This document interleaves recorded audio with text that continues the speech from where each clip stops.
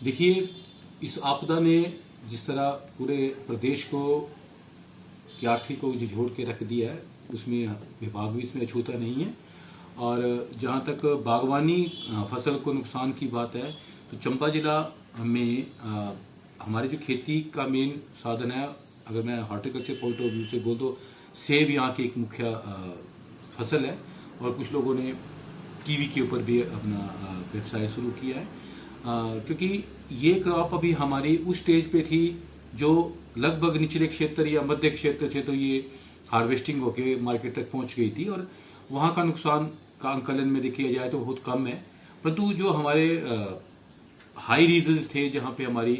Elevation उच्च क्षेत्रीय थे, जहां पे अभी हार्वेस्टिंग या तो चली हुई थी या अभी करने को बाकी थी, उन एरियाज में इस लगातार बारिश और ये जो फ्लड फ्लैशेज की वजह से रोड की अवरुद्ध आया, उसे डेफिनेटली हमारी वो क्रॉप जो वो स्टैग हो गई की जगह पे और मार्केट तक नहीं पहुंची, तो उसको डेफिनेटली लॉस हुआ है। एंड भरमौर में जहां पे अभी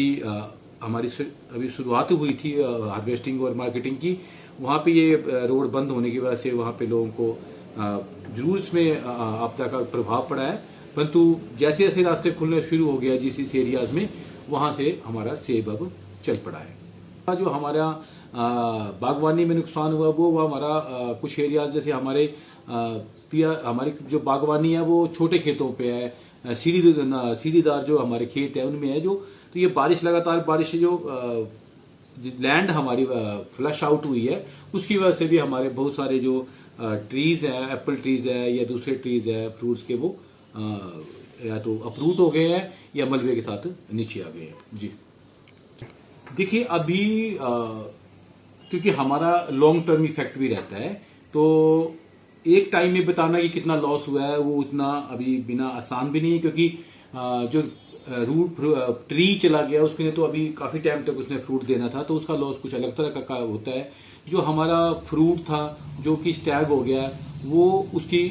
क्वालिटेटिव लॉस हुआ, क्योंकि वो क्वांटिटी में तो नहीं कम हुआ पर क्वालिटेटिव उसमें जो उसको टाइमली पहुंचना चाहिए था, अगर ओवर राइप हो जाता है तो उसमें या उसमें कलर उसमें कुछ और तरह का कलर चेंज आता है या डिजीज आ जाती है स्टोरेज में, तो उसकी क्वालिटेटिव फर्क पड़ता है, तो वो अलग तरह के लॉसेज होते हैं। क्योंकि मेन लॉसेज हमारा लैंड फ्लैशेज से हुआ है, जो कि अभी फील्ड का सर्वे या जो रेवेन्यू विभाग का जो सर्वे है वो अभी अवेटेड है, क्योंकि लैंड गई तभी हमारा ट्री भी गया है। ज्यादा लॉस हमारा ट्रीज अपरूटेड होने से है। और जहां तक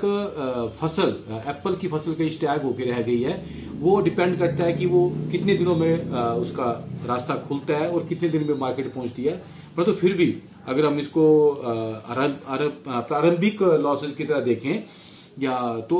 लगभग 2 करोड़ का जो लॉस है हॉर्टिकल्चर में सभी तरह सेक्टर का, चाहे वो फल पौधों का नुकसान हो, फसल का हो, या हमारे जो दूसरे सब्सिडरी काम है जाएगी वो मशरूम का काम है। हमारे बहुत सारे बी कीपिंग वाले लोग जो मधुमक्खी पालक है, जो कि अभी माइग्रेशन के दौर में भी भरमौर या चौबिया में या हड़सल में रुके थे,